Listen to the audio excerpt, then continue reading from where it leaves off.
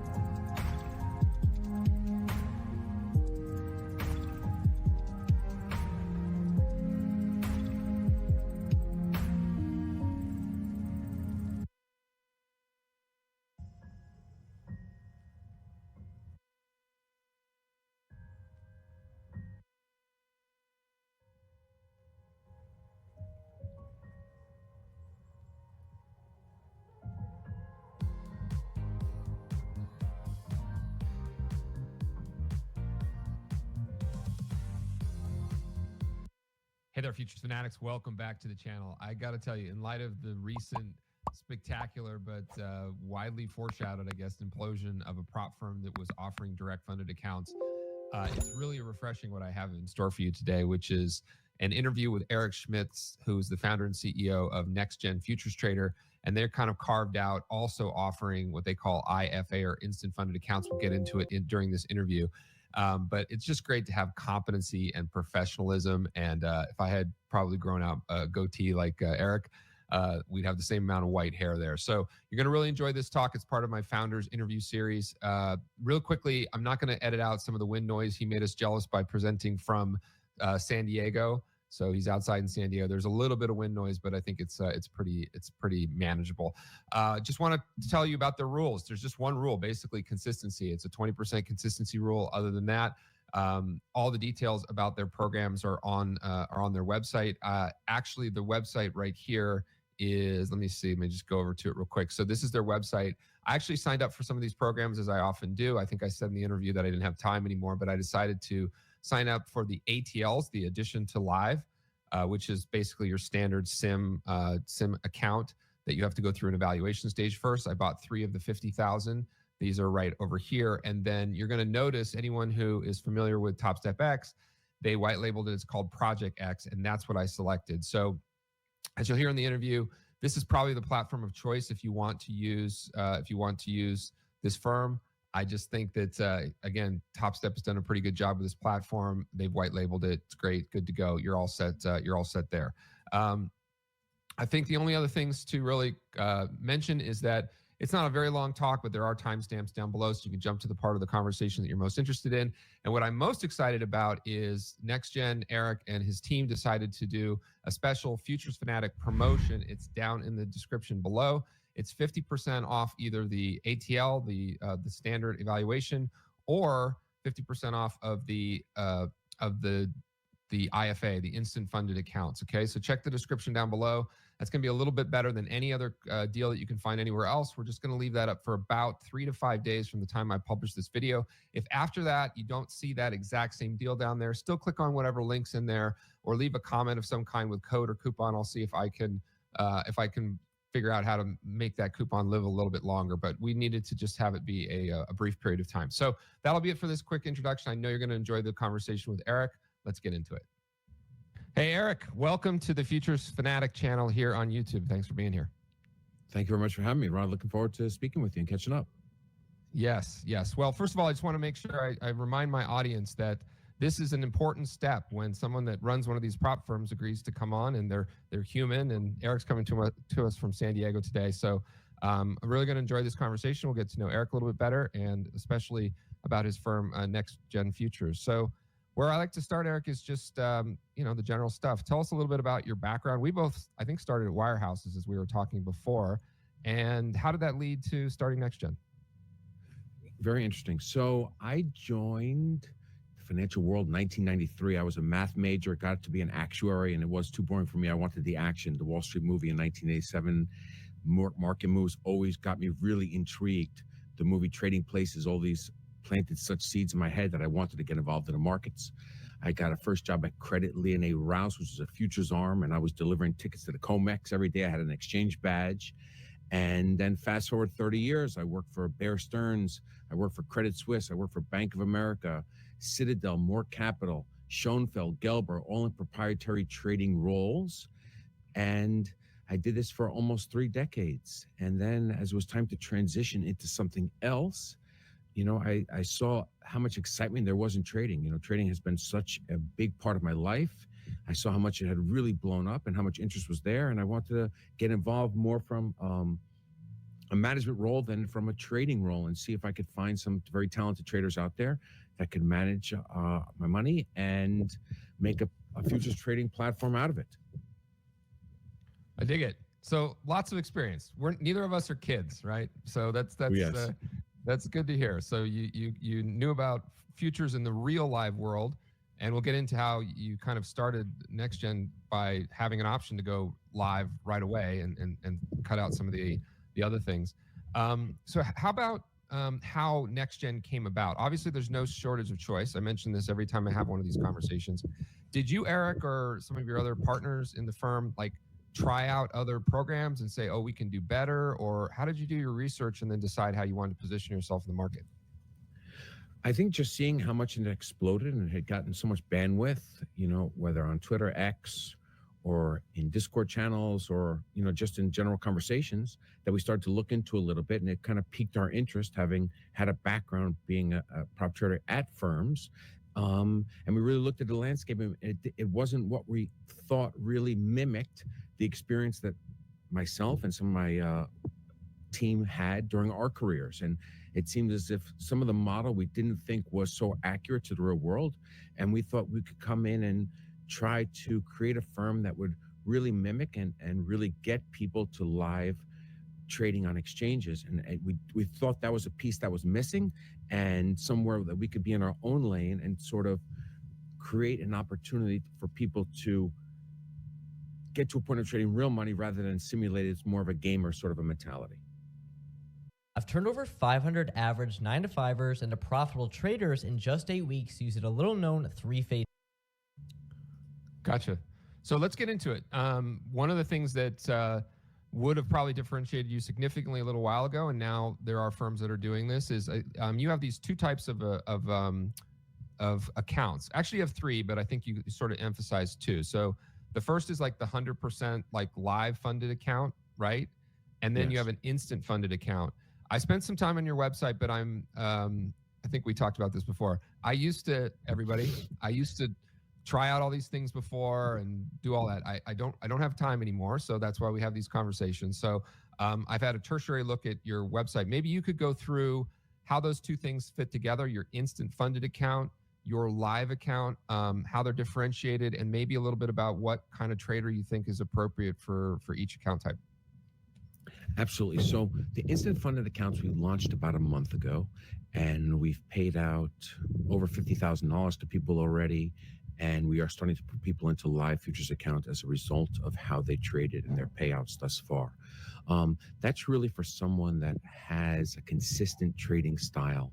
We have a 20% consistency rule in it. And like I said, a lot of people have gotten paid with that rule, and it's showing that they can trade in a very consistent, disciplined manner. The audition to live has two stages. And the first stage has some daily stop losses, but they're soft and you can continue the trade the next day. And if you can pass stage one and get to stage two, you don't have the consistency basis that's needed in the instant funded account. And it's more for people that have a variety of different styles rather than a consistent trying to grind out a certain amount of money each day. Both ways are leading towards people to get to a live futures account on the exchanges, whereas the addition to live gives these people an opportunity to show us how they trade. And we look at it on a number of different metrics and see, when their own style, not on a defined consistency ratio, can they consistently make money? Not consistently in terms of 20% consistency ratio, but can their style of trading work based on the metrics that we're using to see if we can put them on a live exchange and fund them with our money.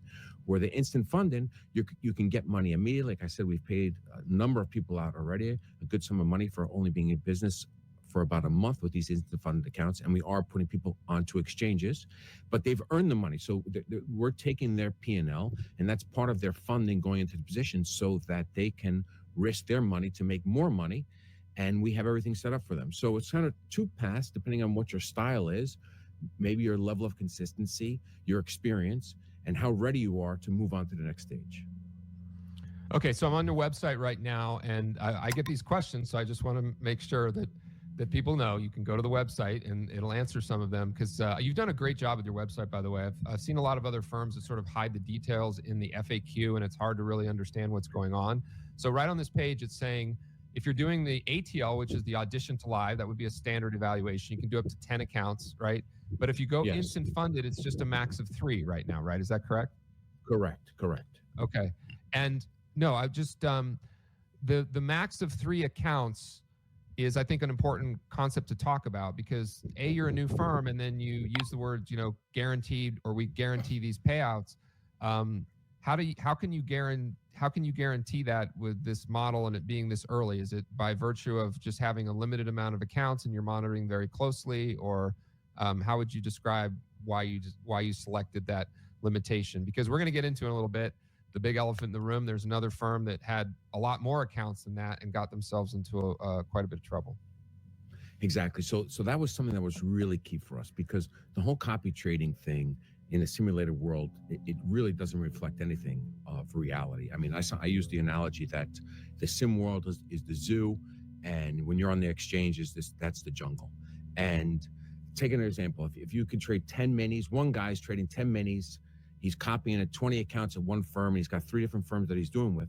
He's trading $12 million in notional at a midpoint price with no slippage, nothing. And that's not reality at all. You're not trading $12 million at one price anywhere in the world on any exchange. That's just not going to happen. It'll never happen. That's just not how life works. So that's not mimicking reality. We're trying to create an environment for someone to really be prepared for the jungle, where you're not going to be able to throw 10 lots out, copy it across 20 accounts, and have this huge notional out there, and you can quickly make 3-4 grand. That doesn't happen in the real world. So we really wanted to limit that, to make it as realistic as possible. Now, it is difficult to make it completely realistic, because the sim is not. It's not the ladder that you're going to see in minis or on any futures contract. And we're really trying to create an atmosphere, create a dynamic that people can really think, hey, my methodology will work on a live exchange. Now, in terms of having the payouts for people, yes, we have a good capital structure. We're limiting that, so no one's going to come in and take us down with the 3 copy trades. So we're very comfortable in that regard. And we're really looking at people's trading. Are you coming here to really show your trading skills, your acumen in the markets, or are you just trying to game the sim system, which certainly is something that people try to do? And I think the more copy trading you have, the more suspect you are in terms of trying to game the system, because it's so easy to do that, trying to trade a style that cannot be replicated anywhere in the markets. Now you can get a great deal at the Hyundai Getaway Sales Event. Make your next getaway your best one yet. So how do the profits move through these various environments? So if I were to start with 5, what I'll call evals, I guess you call them audition to live, right? And I succeed. Does the balances there then transfer over to some instant funded accounts, or do I just trade those same accounts for a little while and then I'm promoted? When maybe you just walk through some of the dynamics. Or if I start with 2 instant funded accounts and I do well, do I carry my balance over to the live environment? Correct, exactly. So on an instant funded accounts, let's say, for example, you had $300,000 instant funded accounts and you ran your account up to 10,000 each. Okay, so now you have a $30,000 balance. We're going to pay you $3K per payment cycle per account. So we're paying you $9 grand. You have $21K left. Now, if we think we're seeing something initially very good from you, we may immediately promote you into the futures account, and you're bringing that $21K balance with you into the live futures exchanges market. We may continue for another payment cycle to get a little more data on your trading style. And let's say you run a lot more, you're going to get, again, it's $3K max per payment cycle. So you get another 9,000 against your balance, and then your balance will continue to accrue. And if we decide having conversations with you, I mean, we reach out to people and say, do you feel comfortable to move to the live exchanges now? We've had a number of people say yes, so they've been moved. But if you say, hey, look, I'd like to stay on this for a little bit longer to just make sure my whole processes are correct, then you can remain there and continue with the payouts in the instant funded account. Now, on the audition, if you can pass the 2 stages, on the second stage, again, your profit will be transferred over to the live futures account. So now you'll be moved in there and can trade on the exchanges. Gotcha. Okay.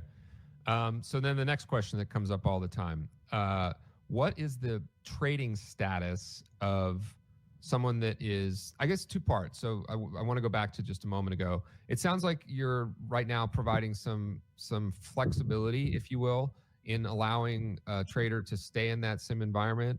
My experience has been, despite 2 years of people, all these negative comments and everything, you're promoting these sham, sim trading is nonsense. If they're not live, it's not real. And the firms are not aligned with the benefits of any of the traders. And then all of a sudden they got wind of, oh wow, I should probably stay on sim, because what you just said, it's not real trading. I can get fills that Correct. aren't really correct, all that kind of stuff. So now we've come full circle. When someone is put into that environment, if I want all 5 exchanges or 4 exchanges, it's $500 a month with you guys? Are you covering that? How are you working with this lovely firm that's called the CME? Oh, in terms of the cost there? Yeah, in terms of cost of, like, are we really creating professional traders, or are these still technically non-pros that are then accessing a live sub account, or how's that working? It's a very popular question. And frankly, I don't know, because I haven't bought any of these, and my prop money was always old school prop, where I put in quite a bit of money and they just provided leverage. So no, that makes sense too. But so Yeah. what we have a number of brokers that we work with. Yeah. They have netting agreements with us, so it kind of brings our margin and makes our capital used more efficiently. So what we do is basically when we bring you over to these brokers, you're trading the money that you have in your profits. We're putting some money up as well so that you have some room, but your P&L is basically your cushion that you've brought forward. So it's not a leverage basis at all, except for obviously on the contract is, but your profit is what your potential drawdown could be. So Yeah, no, I'm referring more just to the cost. Like what are they paying professional data fees to you or to the CME? Are they classified as a professional trader once they're put in a live account at your firm? Oh, that question. So Yeah. that the broker handles, and we don't have a role in that, so it's not a pass through from us by any means. Okay. We're presenting the clients with what the choices that the brokers are giving us, and they can make a decision on what they deem is what they want to have the best. So it's not something that we determine, but it's what the brokers are telling us what the costs are, and it's straight the client's decision what they want to use. Okay, but just to be clear, those costs are professional data costs per exchange. If I want all 5 costs, it costs me $500 a month to trade at your firm in a live account. Your father knows about saving money. Everything I'm wearing, I've had since boot camp. No, I think our cost, we've got it down to under 200 for the people. It's the last number that I saw. Okay. So there's some. Okay, I gotcha. But it's really a handoff to the broker. But you're introducing this customer to the broker, and they're trading in a sub account at your firm, right? Correct. Gotcha. Okay, cool. So, for my audience, this is still kind of new and nebulous. So I think the answer is always, because what happens, Eric, is a lot of people are multi-propping, as you know, and I pay a ridiculous amount of money to the CME because I do have multiple, lot of platforms, and I have algorithmic and quantitative trading running, and they consider every single connection, as you know, to be a professional connection. So the concern that's starting to happen as people progress with these firms, and actually the good traders, their costs are potentially going up quite a bit, because they, at each one of these firms and each one of these brokers, they have professional data status at each one of these. Now, I still think this is great. This is the cost of doing business. This is what being a professional trader is all about. But there's still a lot of people that are seeing if they can trade at all these firms and still pay $8 a month for data. And I think those days are probably limited. No, that's 100%, and that shouldn't look. If you want to become a professional trader, whether it's $200, $250, whatever that cost is, that cannot be. If you want to be a professional trader, then, like you said, this is not $8. And I think that's why people get caught into the sim world as well. They're looking at it, how can they trade in a gamer scenario, but also not have any costs, and that's not reality. So I think that's the whole premise of this conversation, is that the whole sim world is not real on any regards, because there's costs involved. Like you said, there's professional fees. I mean, you and I've been doing this for a long time. You know all these fees you have to pay. When I worked at Citadel, my seat, they charged me $800,000 for my seat. I sat down. Right. First $800,000 I met, that's just to pay my rent to sit down every day. Okay, my computers, whatever the case is, $800,000. And some other places were $400,000. Some places I work were $600,000. But that's just the cost. And no one bats an eye, blinks. It's just, you want to be in the game, and the numbers that you're looking to make are not relevant to the seat cost, and it shouldn't be relevant to what professional data costs to be involved to be a professional trader. Yep. When we started block trading, so it was like 1996. And just to get a seat in our offices, because it got so, this was the beginning of SOS trading. Remember the small order execution Yeah, system? sure, The first SOS bandits. We started at 25, then we went to 35, then we went to, this is 1996. It was 50 grand to sit at any of those desks and get access to the software at the time to try to fight against Goldman Sachs and Credit Suisse and all these things. But this was before decimalization, right? So we've done some miles right now. People don't know how good they have it now. So No, stay with $8 absolutely. I mean, a you month think the as long cost as of you everything can, back but it's not the future. Go ahead. Sorry. No, correct. Absolutely. You know, you're right. When you look back, it was almost, but back then the costs were so high because there was no transparency. And I think that was certainly a key to equity trading in the 1990s, right? When people were doing all kind of different scams because people had no idea because the hurdle to get it. But I don't think the cost now anyone should really be considering. And just if you want to be a professional trader, that's and it was $10 a spin you should be focusing on. $10 a spin. Yeah, you're right. $10 a spin. Yeah. And I used to look at those commission reports every day, and some people were eating through 20% of their account value in transaction charges every single day. So it was. No, I remember one year in 1998, I think I paid 25% of my year's profit was commission because it was so expensive. Yeah, it's pretty wild. All right, now I wanted to get into a little bit of details, right? Because people, a lot of my audience knows these markets pretty well. They like the platforms they're trading on. So it seems like right now you are not offering Ninja as a connection for Rhythmic or Tradevate. Two-part question: do you plan on doing that? And if not, are you kind of hanging your hat on this Project X, which looks like you white labeled it from Top Step? So maybe tell us a little bit about the platforms that people can trade on. All right, so the Project X is our main platform, and like I said, we've had a lot of really positive reviews on the people that have joined our firm have been used it so far. Again, I think some of the other things are more for the copy trade aspect of it, and the fact that this is maybe a standalone. I think that's been the only negative thing that people have heard because it doesn't tie in. And I think people want to be able to sling around 10, 20 contracts across 3 or 4 different firms, and this is not going to allow that. So I think that's been you negative. You can copy it. It's a white label of Top Step's platform, correct? Exactly. Yes, absolutely. So yes. This is a benefit, folks. Anybody that I think they did an amazing job with that technology, the rollout, everything. I use it on a daily basis. So the copier within it, anyone who uses it will know that the copier within it is rock solid. You don't have to be concerned about it at all. But yeah, it's a closed system. There's nothing wrong with that. And no, that's exactly that's been the negative on it, that it is a closed system and people. But again, like we don't want to be in that market where we're one of 3 or 5 firms that you're trying to sling 10, 20, 30 minis across every minute with, because I don't think that's reality. I mean, you're not trading that amount of notional, so there's no reason to do that. We want to see, do you have a process? Can you trade? Can you be dedicated to doing this as a professional? And if you can, we want to fund you and get you going. Okay, but you do support Rhythmic too, I saw, right? So some Rhythmic platforms. Yeah, we have Rhythmic. Yeah, you have Rhythmic as well. So, but that's in our addition to live. So you're not getting immediate payout on that. So if you feel like, hey, you want to show us your skills, and you have other platforms, that's fine because you're not picking us off on an immediate payout. But if you want to just establish a relationship with us, then that's fine to use it in our addition to live. But from the other platform, we really, I mean, all roads end to getting you onto an exchange, and that's our goal from day one. That's been the goal from the beginning. So we really want you to show that you can do that. So like we talked about before, the cost, trading style. I mean, these are the things that you really have to know what's happening to make the decision that this is what you want to do for a living. Gotcha. So for now, it sounds like the vast majority of people are choosing your Project X, right? Web-based, easy to use, familiar. If someone's familiar with where it came from, that's the platform of choice.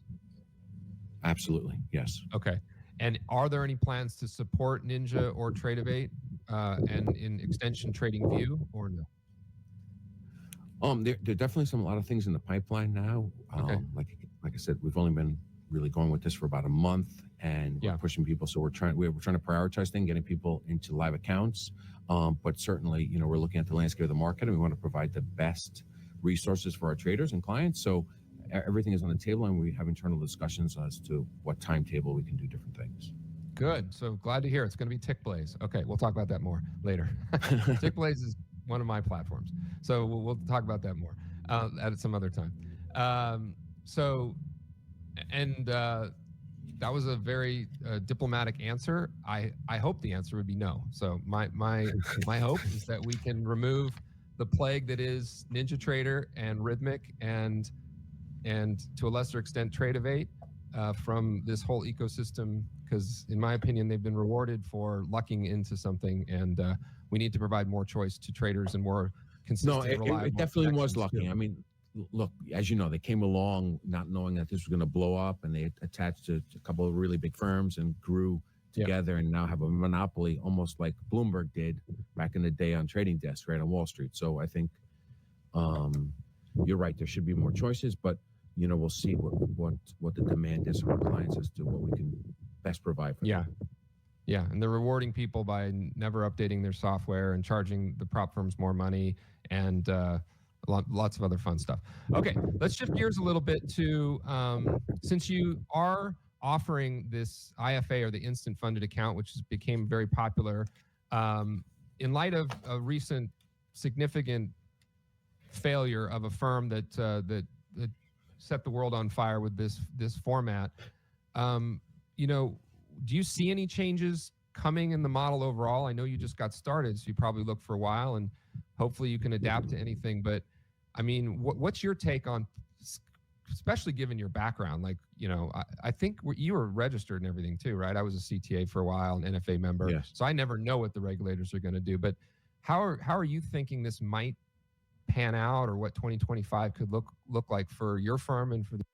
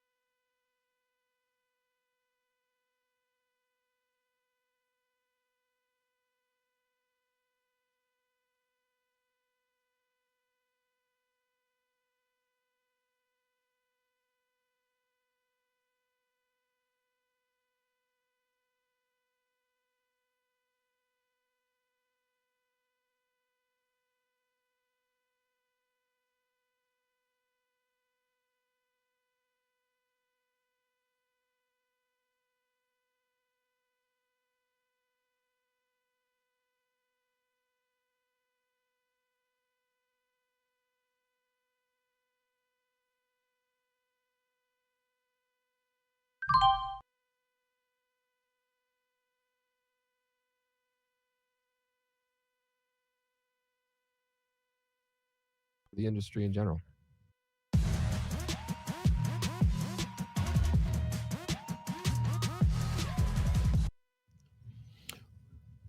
I think, look, obviously the CME has always wanted to make revenue, and having this whole SIM platform is taking something away from them. So I think our NextGen's interest and the CME's interests are aligned.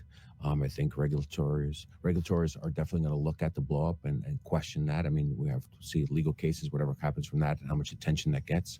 Look, we're going to have a new administration, probably new CFTC chairs and stuff like this. So we got to see how the administration, obviously there's a lot on the table, what changes come in 2025 and how much of a spotlight comes onto it. But I think that's, like I said, that's always been our goal from the beginning, is to get people onto exchanges, as really that's where we want it to be. So I think our goals are in line with them, and I think traders should want to as well.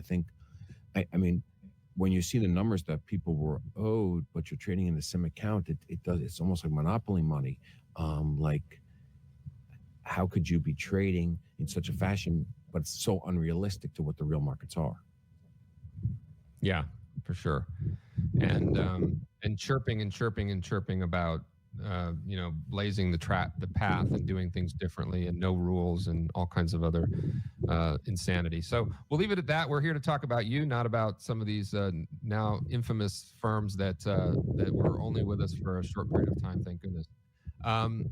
So how about now that you probably have enough data, and you said you've paid out $50,000 thus far, which I like that's a smaller number, not some massive number, right? There are many firms. No, it wouldn't make about sense. that. Is it Yeah. correct? Like, Yeah. I worked at a lot of firms. You worked at a lot of firms. I mean, Yeah. like we used to joke all the time. Wives would always say, "Hey," they would treat our jobs like $100 bills were just lying on the floor at work. But it's hard to make money. I mean, and so when you're seeing these numbers that were getting thrown around, I'm like, I worked at some pretty big outfits, and guys weren't throwing numbers like that around with such a consistent basis. And these were like some of the sharpest guys you can ever meet. So it was pretty mind blowing when you would see these numbers that were going out. So yeah, 50 grand, that's what we paid out. That's sort of a realistic number, I believe. If we were only been doing this for 4 weeks in our instant funded accounts, and you have to have a consistency ratio. I mean, you shouldn't have that high of a batting average. Trading is very difficult. Having a high Sharpe ratio is even more difficult, and being disciplined. So I applaud people for getting so energized by the markets and being focused. I mean, it's been a great bull run, and markets are hot, but the returns didn't make sense. Like, if you were an investor, you'd pull your money back rather than stay in the fund if you saw returns like that. Yeah, I mean, it's just nutty. And that stuff, again, we started this whole conversation. You must have said it at least 3 or 4 times. The whole goal behind what you're looking to do is to get closer to real as fast as we can get to real, get more traders that understand real margins and understand how the CME works, then understand how live trading works, all these good things. Because a lot of those numbers, they were the result of not only sim, but just sim, blow and go, trade in 2 different directions, do all kinds of things that have nothing to do with real trading in any way, shape, or form. So I applaud the fact that you have found traders that, with a consistency rule and doing it under a fewer amount of accounts, have been able to generate profits. That's encouraging because, as you said, trading's hard. So yes, no, it's been very good. And when we have conversations with them and we talk to them and we say, look, we've been looking at your data. It's a very good conversation they have. We talk about their process a little bit. What we're trying to do is sort of akin, like all the jobs that I had, there'd be a trading manager. And like, if you had bad days, he'd call you in and kind of look at your numbers a little bit. Sometimes he'd give you analysis. Usually when you trade 30 minutes after payrolls, you lose money. But if you seem to wait a couple hours after that, you seem to make money. They kind of dive into your data to help not change your style, but sort of, smoothing out the edges a little bit. And I think that's how we try to look at people's data to see, how they're doing well, how they can improve without changing their style at all. Yeah. So along those lines, where are you coming in on the educational spectrum in terms of what you're offering? Is it coaching after the fact? Do you plan on offering more education or partnering with guys like me to get people to do these things properly? Where are you out on that spectrum in terms of trader support and helping them out? Do you provide research? Where are you at? At the moment, we're not doing anything except for these calls, informal calls that we have with people as we're trying to put them on exchanges and kind of say, these are some of the things that we've seen. Maybe that we can help you out a little bit, and we'd definitely be open to anytime you'd like to speak with us to kind of help you out once you're on the exchanges. But I do recommend definitely people, listening to someone like you, and coming in with a game plan. I mean, it's not something that we offer, but certainly you should come to speak to Rod because, of the wealth of experience and information that'll help you. I mean, you shouldn't be diving into this just because you're seeing the bull market and you're seeing it on the news being reported and just want to jump in. I think you should come in and have some sort of a game plan that you can execute and feel comfortable doing. Love it. All right. Your TDG t-shirt is on its way. I need more. I got a fever for more Dowbell because we tell people, and by the way, quick pitch for Traders Dev Group. And if you're familiar with my channel, I've said this all the time. These prop firms right now are all about just learning how to properly manage risk in a small account and then grow a small account properly. Eric and his team are offering pretty sizable accounts on notional value. That's 300,000. You can go for those. By all means, if you think you're at that stage, go for it. But for the vast majority of you, choose smaller accounts, treat them as if you put your own $2,000 or $3,000 in an account, and establish a daily risk budget and trade micros. Now, your mileage can vary. You can do whatever you want. Obviously, Eric's firm and NextGen are providing similar kinds of leverage than as other firms, which, as I've said all the time, I think they're amazing learning tools. I'm promoting this company and many others, not because I don't like them, but they had to copy a model that started way back with TopStep that unless you know you're massively over leveraged when you're trading minis. Now you can do it properly. So anyway, if you want to learn more about that, that's what my group's all about. There's plenty of links down below to find out about how we do this. And that's all we do. We just go slow and steady. We trade micros. We trade very small size. And the other last piece of this is it just keeps your emotional capital under control. The smaller your P&L on the upside and the downside, the more you can just live in a flow state where you're not constantly under stress about riding on the knife's edge of losing your funded account and being so concerned with every little rule or every little communication from the firm about, oh, are they doing it again? Are they going to make it more difficult or more challenging for me to actually make money with these firms? So on that, I wanted to dovetail into a question I get a lot. Now, you're a newer firm, obviously, but have you found that you've had to make changes to your rules already? Or because this has been a big issue with other firms, right? They had to adjust to what they were seeing. So based on your trading behavior, do you feel that your rules are kind of locked in for right now, or have you had to make any changes based on trading behavior? Okay, so we are changing a couple of things in December. We're putting a daily stop loss of 1.75% on the IFAs. Looking at the data that we had during 4 weeks, it seemed like a lot of people were running massive negative risk reward ratios. That it's sorry, real quick, Eric. That's of the notional value, not of their account balance, right? Of the notional correct value. Notional value. Okay. Notional value. Yeah, okay. Absolutely. All right. Gotcha. So 1.75%, because we saw a lot of people running negative risk rewards, and because they were just using their complete drawdown as their daily stop. And look, I worked at a lot of firms. I would never try to lose more than 50 basis points a day. Occasionally, I'd lose 1% if it was really bad.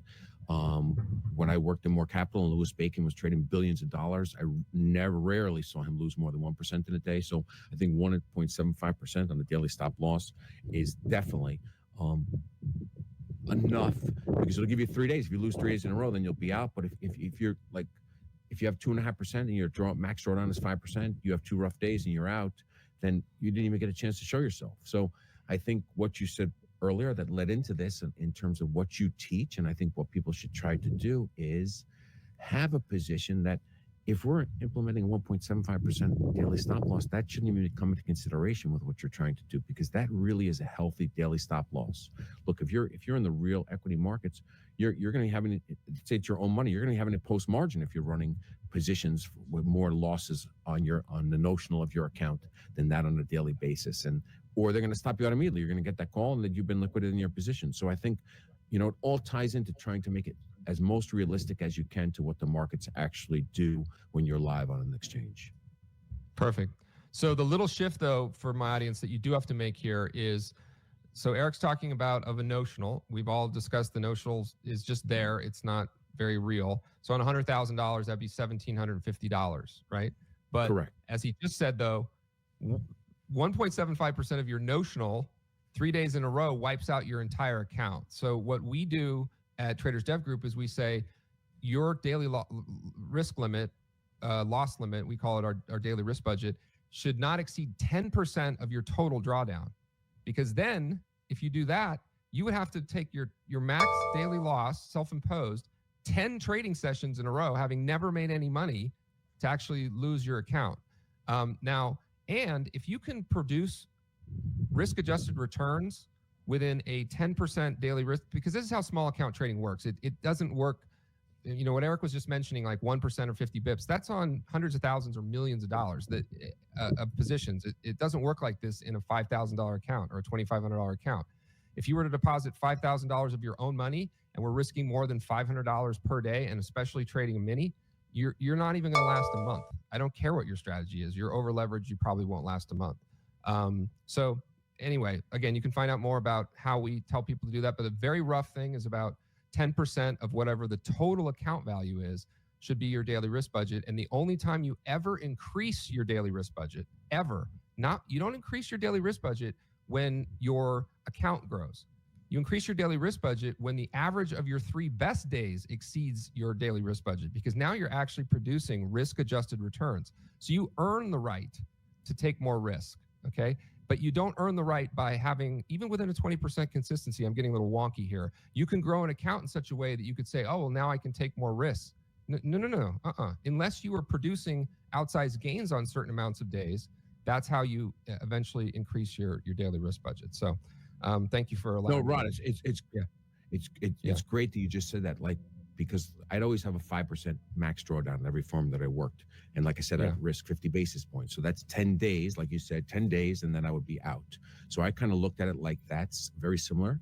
And I would look at my Sharpe ratio, but not versus some static return like measuring an SSP, but just my annualized P&L divided by my standard deviation of my P&L. And that ties into what you're saying about your 3 best days. So if my Sharpe is higher, then I can risk more. But if my Sharpe is above 2, I can risk more because I'm showing that on a standard deviation, my P&L is doing better than that, so I can risk more. So it's not that my account is growing, but how is it growing? Then now I can start to maybe leverage up my positions a little bit larger. Yeah, exactly. So, and if anyone wants to get a little wonky, you can get wonky inside my trade room, where I actually talk about, for these programs, Kalmar is better than Sharpe because Sharpe is more of a portfolio measurement theory. So I don't know, Eric, if you know John Netto, he's a friend of mine here he came up with something called the Netto number, which is great, which is basically showing, it's a version of Sharpe, except the denominator is based not on a riskless, interest rate, but more on what your risk budget is. So what type of returns are you producing relative to a risk budget? Not, you can plug that into a Sharpe, but anyway, Kalmar or Netto number is a better means of, okay. Yeah. Look it up. And he's Okay. You might want to talk to him. He's just an uber cool guy, brilliant, been trading futures forever. Started as a bookie at like 13 and just has this, and he's a huge Dodger fan. Wow. So yeah. All right, there you go. He's a big Dodger fan. Okay. I wanted to shift gears here just to talk a little bit about kind of what you want. You've already said a number of times how you're positioning yourself and what you're looking to help traders do and get closer to real trading and to how this all works. But given that you're, doing this direct access model, what advice would you give to traders to set realistic expectations about, giving next gen a try? And I'm going to load this question by saying, who do you not want as well? All right, I guess we could start with that. That's probably easier. I mean, obviously we've had to shut a couple of people down so far. I don't want to say how many, but we have people that are just coming in to game the system. I mean, if you're going to come in to try to game the sim system, obviously it's there to do, but we're going to see it. I mean, this is not, we didn't come from a non-trading background and set this up that we're going to not see obvious things. So we don't want that group to come in because there's no point. We're never going to put you into the exchanges. We're going and you'll catch throw them you out pretty early, I imagine, too, right? No, immediately. I mean, our systems check through all the stuff. It spits out reports. We see it immediately. That's not what we're looking for. We're looking for someone, probably your client, whoever's coming to you genuinely wants to learn how to trade. I mean, they're not coming here to figure out how to scam sim machines. So they want to come to learn. So you can come to us. We're more than happy to have discussions with you in our Discord channel. We give a lot of feedback on trading. We're more than willing to have one-on-ones with people. It's not a service that we offer, but we're more than happy to do it if people reach out. But we're looking for the people that you speak with that have a genuine desire to put in the work, to have a game plan, to not come in and trade it like a casino or just playing a video game, but to treat it as if I'm trying to trade the markets in a professional manner because my end result is to become a professional trader. Right. And forgive me if we got into this, but of the two, of the Audition to Live and the IFA, I'm going to guess that the IFA is wildly more popular. Is that what the vast majority of people are selecting at this point? It is because, the idea of getting paid within 10 days of opening the account, certainly it excites them. You could get 300,000 of notional if you buy 3 accounts. So all the numbers sound really jazzy, but I think the auditions live would probably be the more prudent way if you're looking to make this a serious endeavor going forward, where you can take your time, you can show your styles, and learn as you go along. And it's cheaper as well. So it's going to cost you less to go in. It's going to give you an opportunity to learn how to trade, as you mentioned before, and you're not going to have consistency mandates that maybe are going to be too difficult for you as you start the trading journey. Yeah.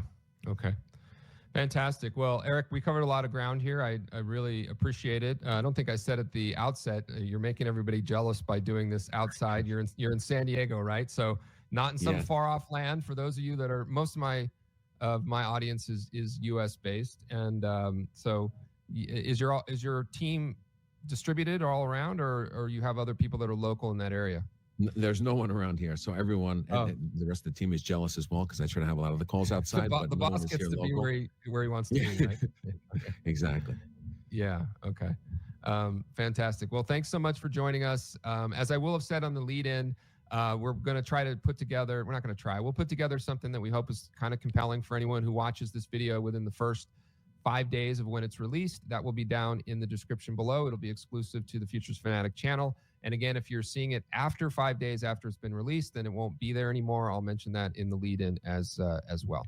So, Eric, thanks so much for your time today. It was great getting to know you, and I look forward to sharing Next Gen with my audience. Absolutely. Great to speak with you, Rod. I really enjoyed it. And your audience, I mean, if they're coming to you, they're educated and they understand about markets and they have a willingness to learn. And I think would be a great firm for them to pair up with. I dig it. Some of them, not all, but you can't control the interwebs. We do our best. Thanks, Eric. Appreciate it. All right, Rod. Take care. Thanks.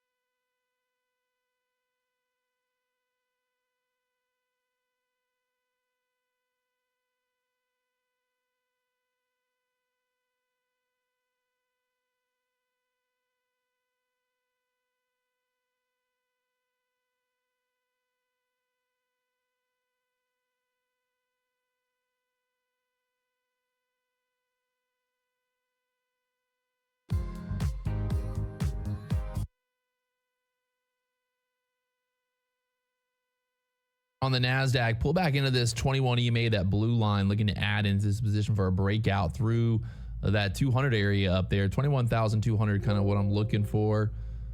And like to kind of add into this setup here. We're bouncing, we're pushing. Looks pretty good. Let's see if we get a nice little dip down here to that 21 EMA one more time. Put a little flag right here, basically. So we want to see this breakout, but basically waiting pullbacks here. We pull back 150 at the VWAP down there, VWAP at the 142s. So here's our chance to buy the dip. Can add into this, buying the dip there at the 50s. I can still add more. I was looking for maybe a little bit more, but sometimes the market just likes to give you that one opportunity and then go to your target. Never a bad thing either. Through 170, I look to add as well and then sell into the push up there towards the 200s. Looking for a 170 break out of this bull flag right here. We're holding up at the 21 EMA. Especially that wick on top of that candle right there. You just basically want to get above that wick, and then we look to add, and then we sell into the push. Simple concepts here, you know, simple concepts.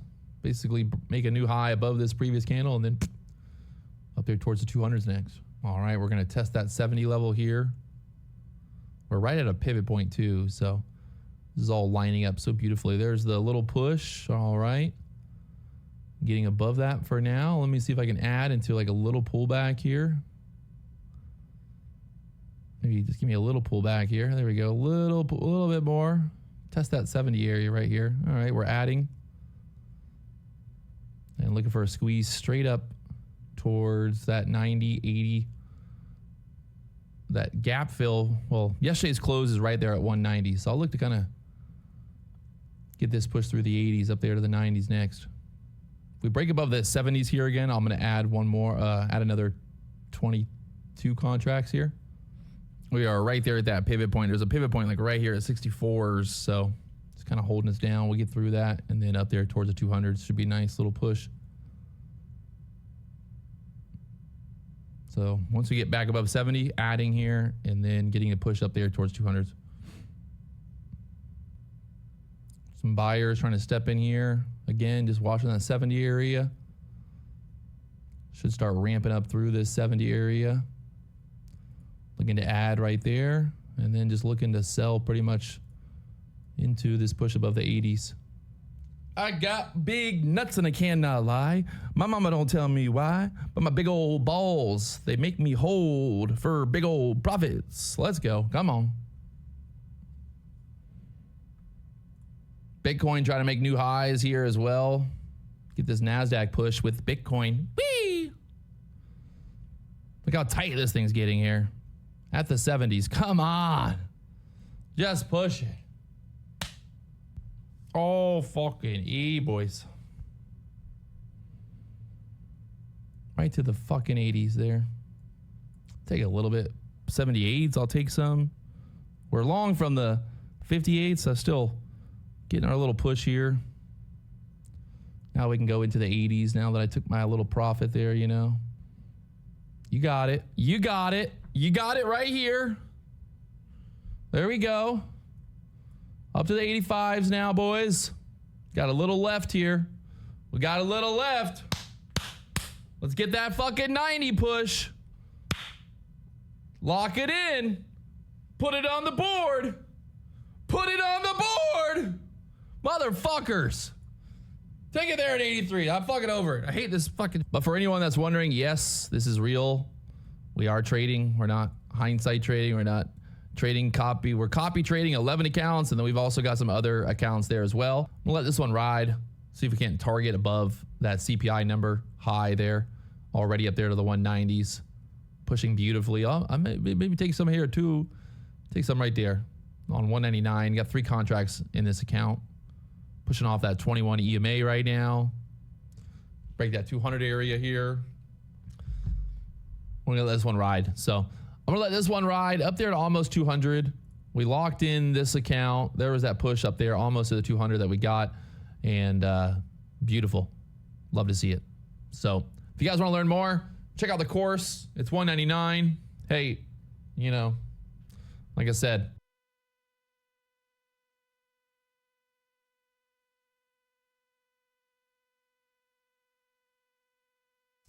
most people have no clue that in 2023, the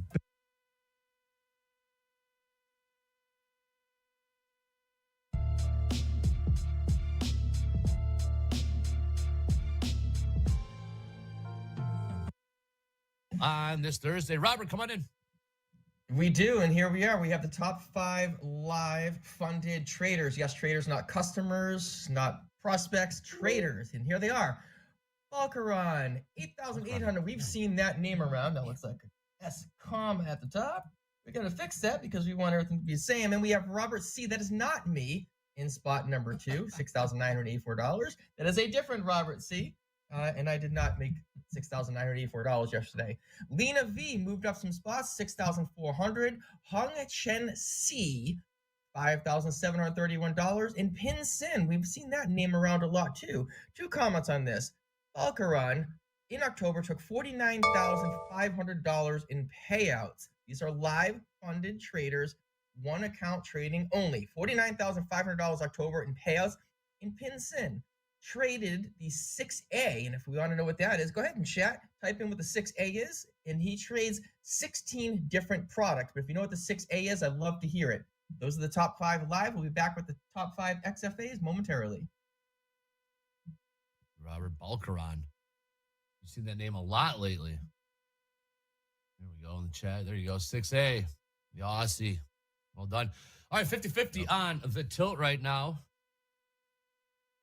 Keep an eye on Mohammed looking at those 065s, looking to take him back to just pre-election. Yeah. Why he liked those 065s in the NASDAQ. Yeah, currently we are in a range. Market is stalling down.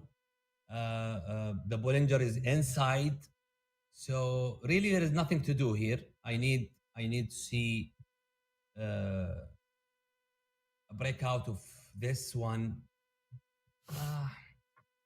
I don't want to miss the long opportunity if there is any. So I don't want to be biased only for the short. But really, I don't see anything from buyers yet. I was just going to say, Mo, for 3 days, we've seen V bottoms off the lows. We're going to see that again today? 3 and it's out. We've already seen one. Yeah, we've already seen one. Today we see one. This one, in the morning, the very brief session. Right off that 65 and there's level. another one. They keep doing that V and there's no follow through. No follow through. So that gives me a heads up. Buyers are not so serious, so they're just here to kill the party, to ruin the party. To the kill the party. What party we killing already? No, we're not killing no party. Buzz kill. You ever been to a party and you're like, that guy's here. He's going to kill the party. Yeah, Brad. Buzzkill. Anyways, Brad. Henry took another long here at 21,080. At the 80s. He's like in those 80s. 21,080s, right, Eddie? Yeah. Thank you. Yes, Stops sir. at 065. 21,080. Just throwing it out there. Watch out for the V formation. Just throwing it out there. Yeah. Oh, that is. Get a load of this, guys. We got dorm room traders coming up here in about an hour. Again, dorm room traders. Michael's nephew Grant will be calling in from his dorm in University of Kansas, the finest university in the entire land. He's an aerospace engineer. You would say that. I knew you'd say that. He started investing. Started investing through stocks. He trades the SPY, the QQQ. He's got some Berkshire Class B shares. And his Uncle Mike right here. He'll be joining us. Uncle Mikey. He did call you Uncle Mikey on the phone the other day. I'm like, that is They've called me Uncle Mikey since they're kids. Yeah. It's adorable. But yes, dorm room traders. Here in about 55 minutes, we get to meet nephew Grant. When Uncle Mikey will be joining us.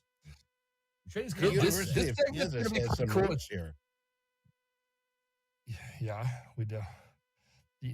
He's a freshman. We're going to be getting dorm room traders. These are kids. Sorry, I got to call them kids. I'm 45. I think that's kind of your kid still. I don't know, 18. Yeah, that's a kid. Yeah. Fair enough. Yeah, Grant, you can handle that. But we'll get others from other schools, and they're newbies. They'll come in here and Mo. They're gonna, these are individuals that have never traded before in their life, and they just started school. I mean, they're wide-eyed and bushy-tailed or whatever it's called, and both for college, wondering what the hell's going on, and trading what the hell's going on.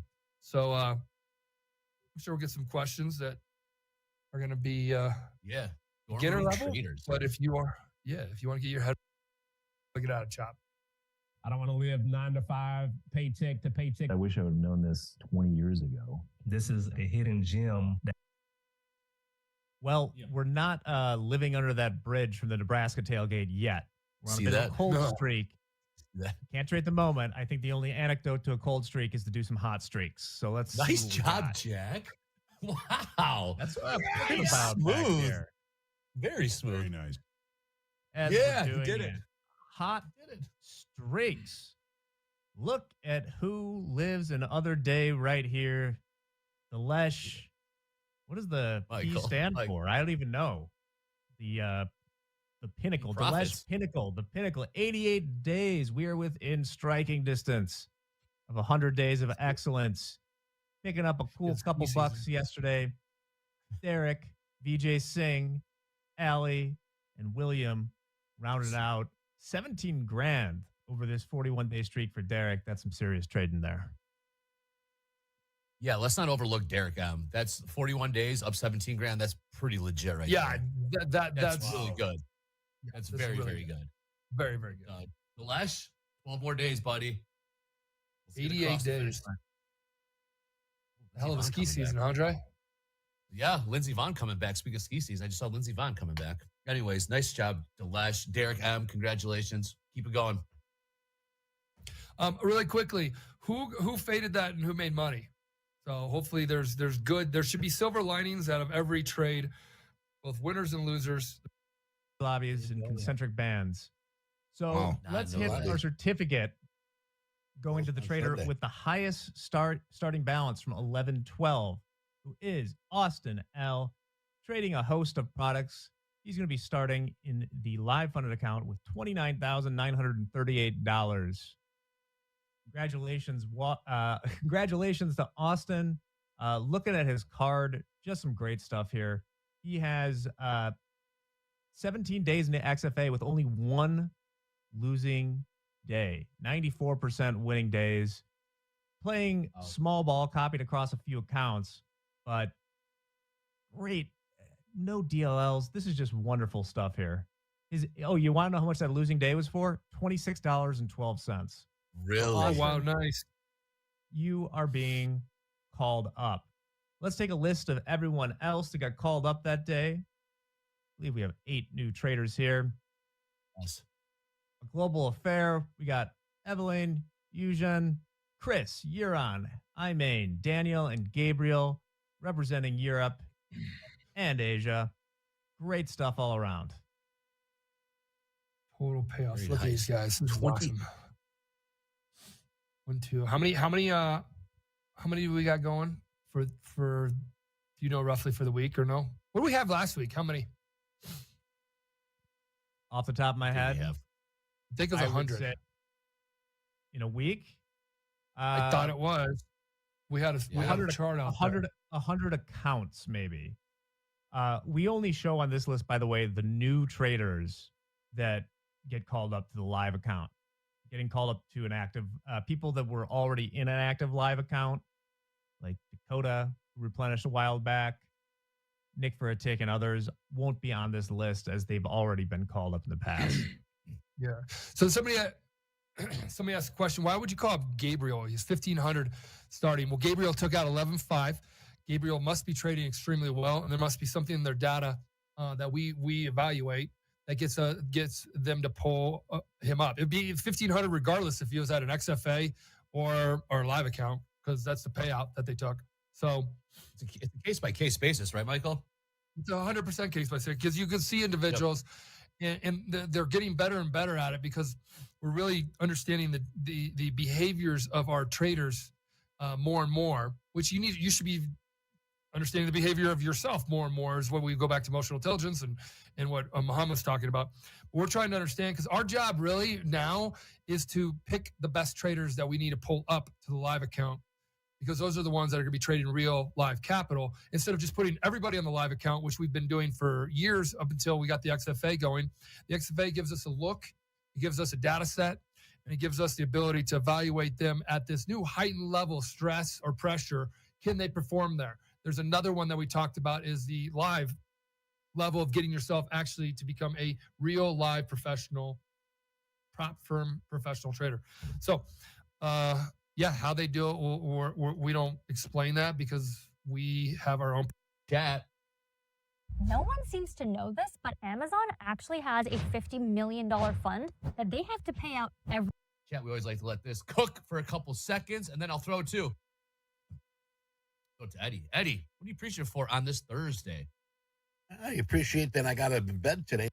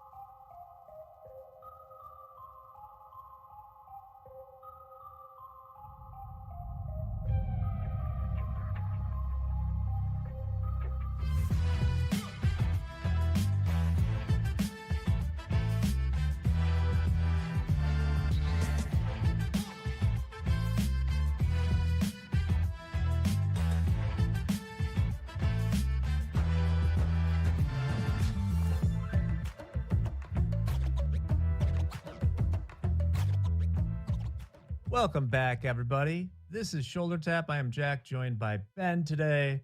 Ben, sup? Hey, Jack. Happy to be on with you, man. Lots to talk about as usual. We continue moving traders in droves into the live market. I've seen a lot of really impressive trading from a lot of our XFA traders, and getting called up to live. Spoke with a couple on the phone today. One gentleman very excited, and we were getting his live account set up. He was commenting, kind of in passing that he was looking at market conditions, and given that he was going to be set up probably in the middle of the day, that he was going to go ahead and not trade. Really loved hearing that from someone who moved to a live account. I know that oftentimes there can be jitters or a little bit of nervousness going into a new account type, whether that's an express funded account or a live account. So I thought that was really a nice reflection of where he's at. He said, you just look at the chart last week, equities looked a lot different than they do today. So he was likely going to sit that one out. So that was a nice conversation from this morning. Overall, it's good things happening in our live account. So I'll give you a quick rundown of the P&Ls for the day. We've got the house account down today. Order filled. Now it looks like 13,000. Jared J down the daily loss limit as well. Isaac Rivera up almost $1,000 today. Good for him.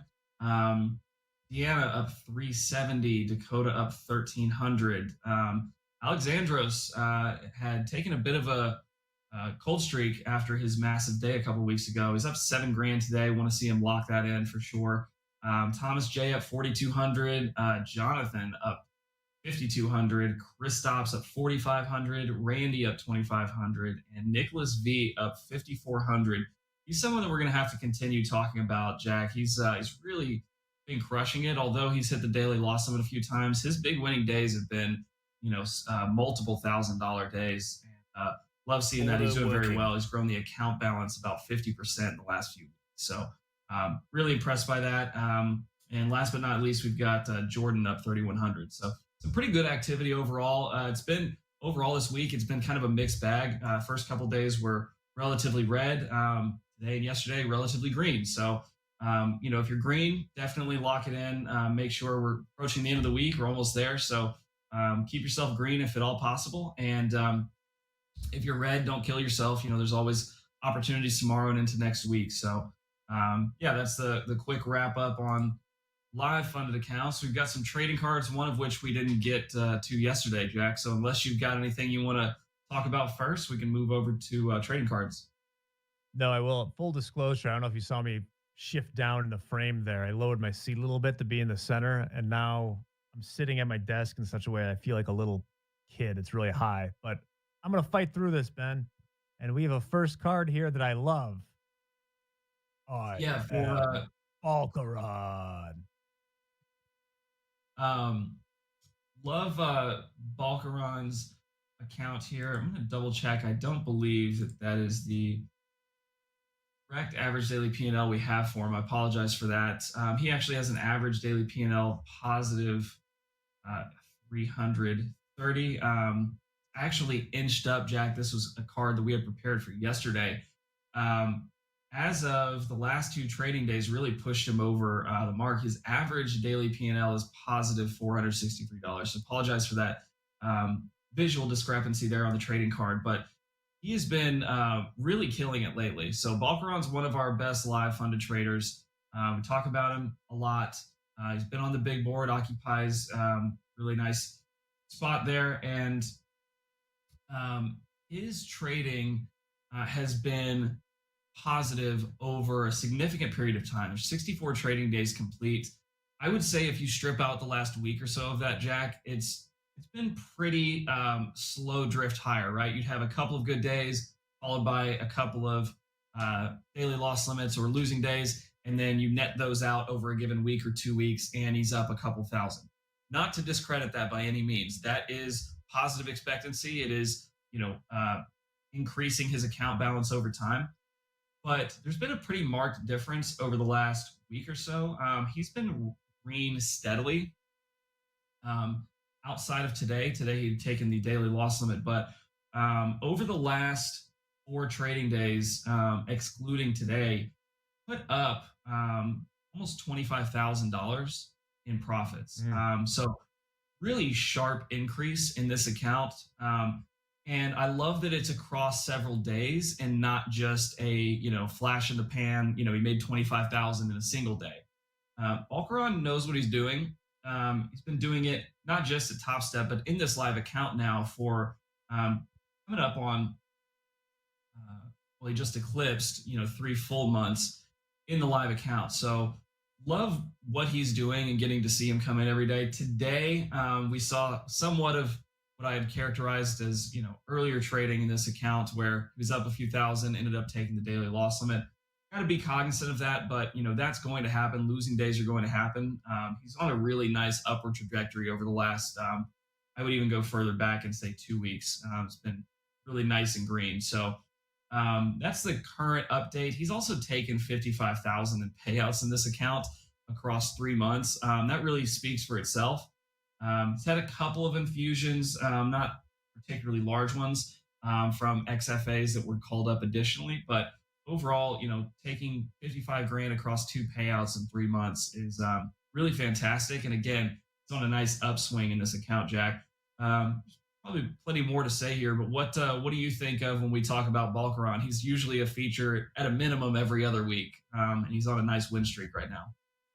Yeah, we've talked about Balkaran before, which makes sense. He's one of our top 5 all-time leaders at Top Step as far as payouts and account balance. You mentioned he'd taken 55K in payouts from this account. He's taken a lot more than that along the way. And I'll preface this with a disclaimer, like Michael has said, the number of people that go through this and the pinnacle, just so we were clear, results not typical, so to speak. Balkaran clearly knows what he's doing. What I like about this account is he doesn't, I want to make sure I don't misquote this here, because this is incredible. Out of the 64 days in this account, Balkaran has only made more than $10,000 on one day. 11K, I believe, is his high day in here. And we've talked a lot recently about shooting for the big one. Now, don't get me wrong. Balkaran is well acquainted with his daily loss limit. But he trades in such a way that I'm fine with him losing that much because his positive days are all in the several thousand. All right. We're talking about a high number of $4,000, $6,000, $7,000, $8,000 days that makes for sort of like an appropriate distribution of risk there. I mean, I don't know if we have it on there. What is his average winning day is?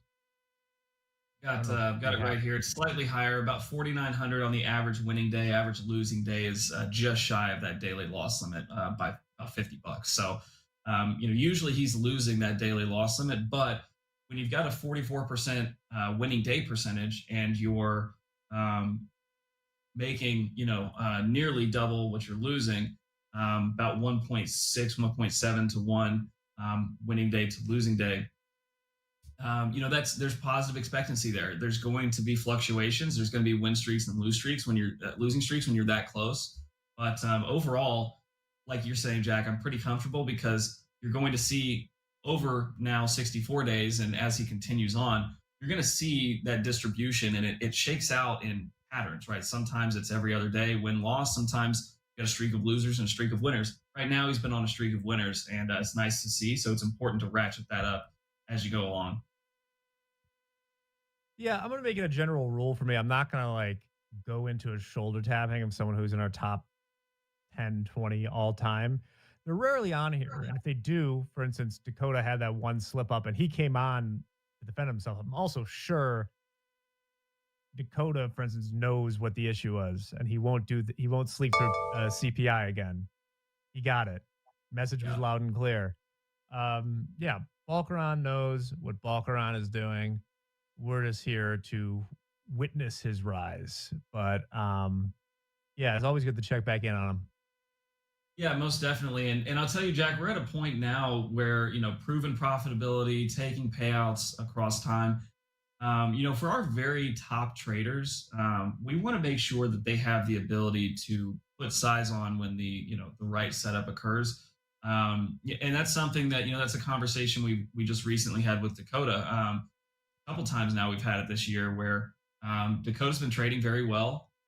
He's in a live account. He's got a healthy account balance. And, we expanded his risk parameters for him, not by a tremendous amount, percentage wise, but gave him a little more room so that he has, a larger contract limit where when the right setup approaches and we trust Dakota to make that distinction, he can really swing hard and, and take home the profits that we know he's capable of.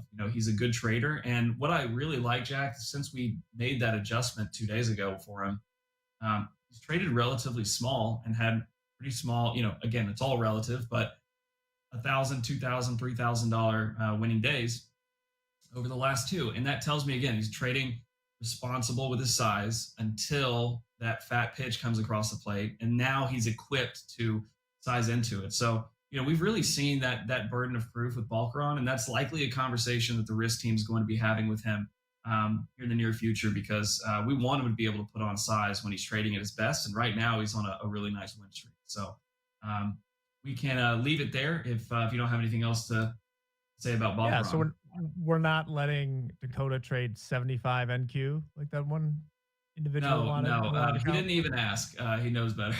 He said he doesn't want to. Actually, he said he doesn't even want to trade. That's a tremendous amount of size. One account, 5 accounts, 20 accounts. No matter which way you slice it, the notional value there is tremendous and enough to give even the best traders a little bit of vertigo, unless you're used to seeing $100,000 days and above. So.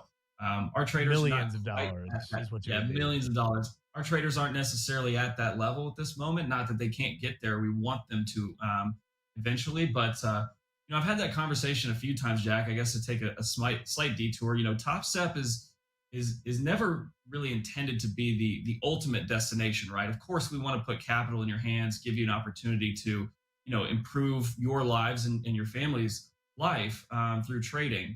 But you get to a certain threshold and you really ought to open your own brokerage account. There's a lot of advantages to that. Obviously, you don't have a profit split.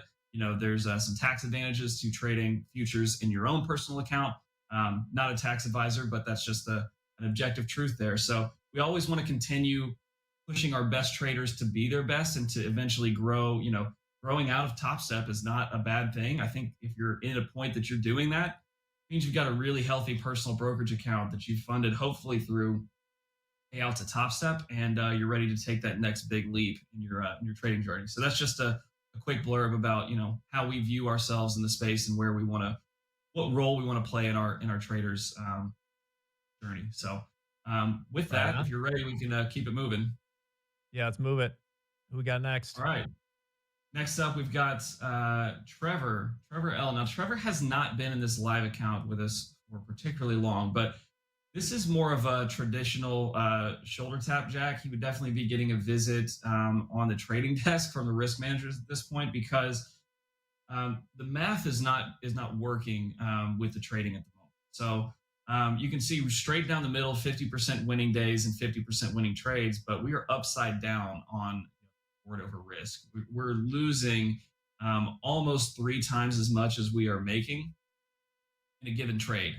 That is not a formula for success when you've got a 50% win rate. Now, keep in mind, there are not a ton of trades here to look at. 8 trading days, and we're not even averaging 3 trades per day. So the data is a little bit skewed, but it is not skewed in the right direction. So something, while we are still early in this account, while we still have a really healthy account balance, we need to find a way to adjust that. I think the biggest piece really is finding a way to hold on to your winners longer. It really jumped out at me, Jack. The hold times on the winners are 1/4 that of losers. Who's holding on to losing trades for 4 times as long as the winners? That is something that almost tells me it's some psychological issue, that really just need to make a mechanical change, and be comfortable and confident with that change. Give your winners the opportunity to work out, because 50% of the trades are winning trades, but they're being held for a short period relative to the losers, and we're just not making the most. The alternative to that would be, differentiating between A+ setups, A setups, B setups, C setups, and things you shouldn't even consider. And then sizing on those trades appropriately, right? Sizing up a little bit on a good trade. Right now, it seems like we're just taking the same size across everything, and we're not particularly giving the winners room to work out.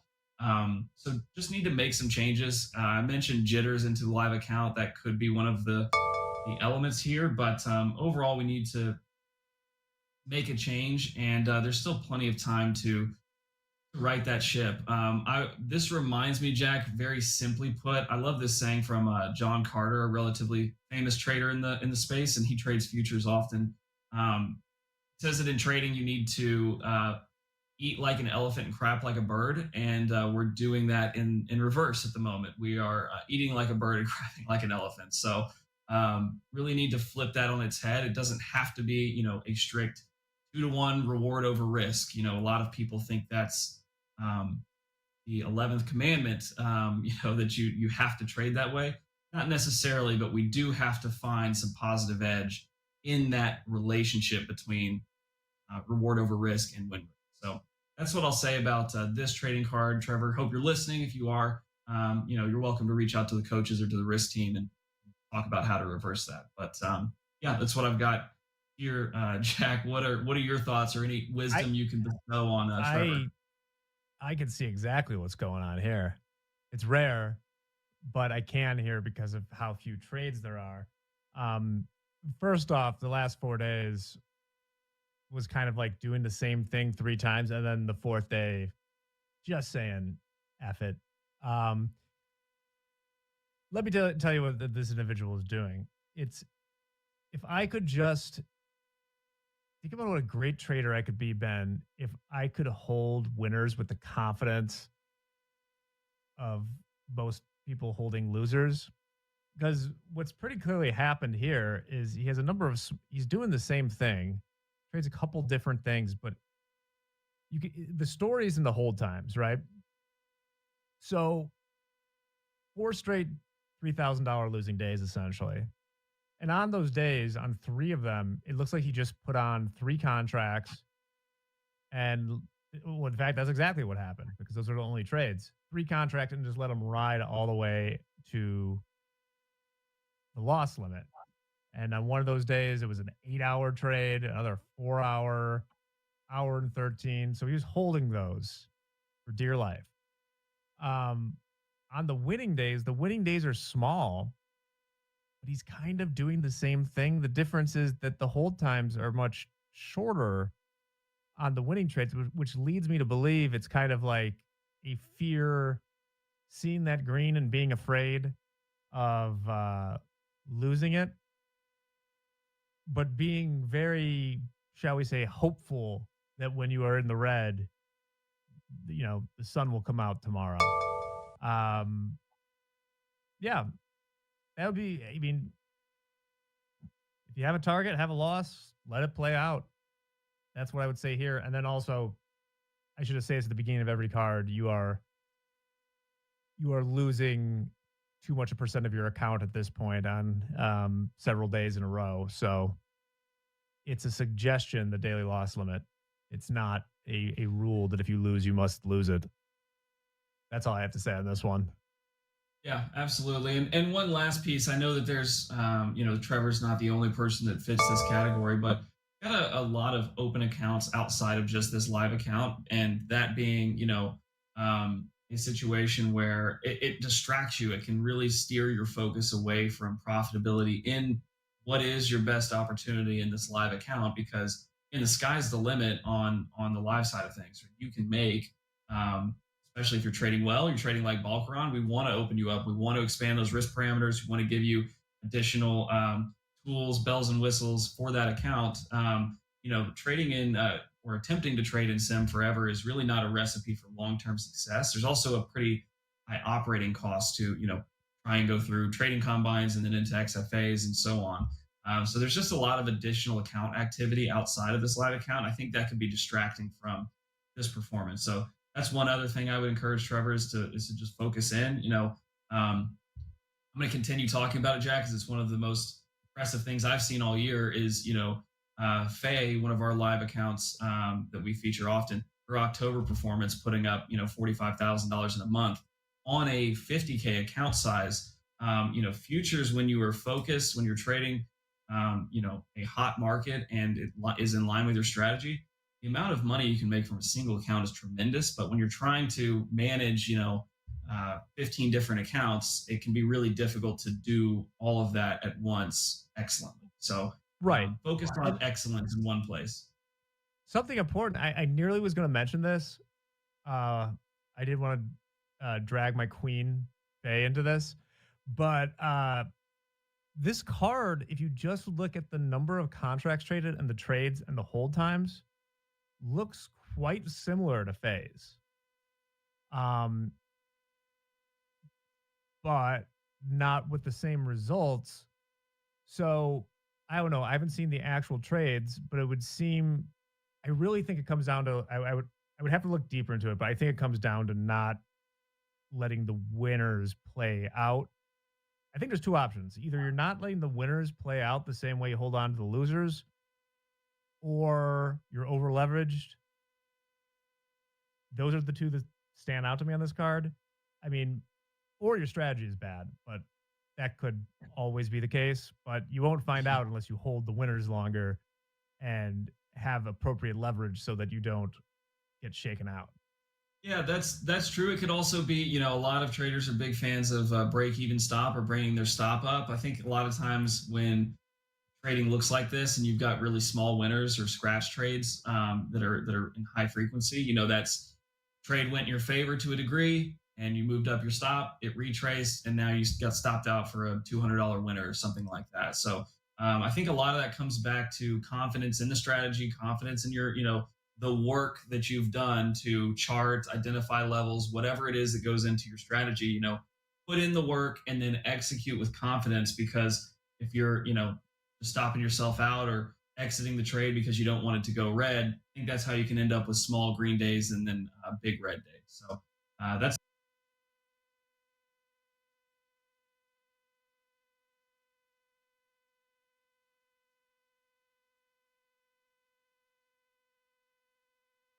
Three. That's the number of traders we have in our firm.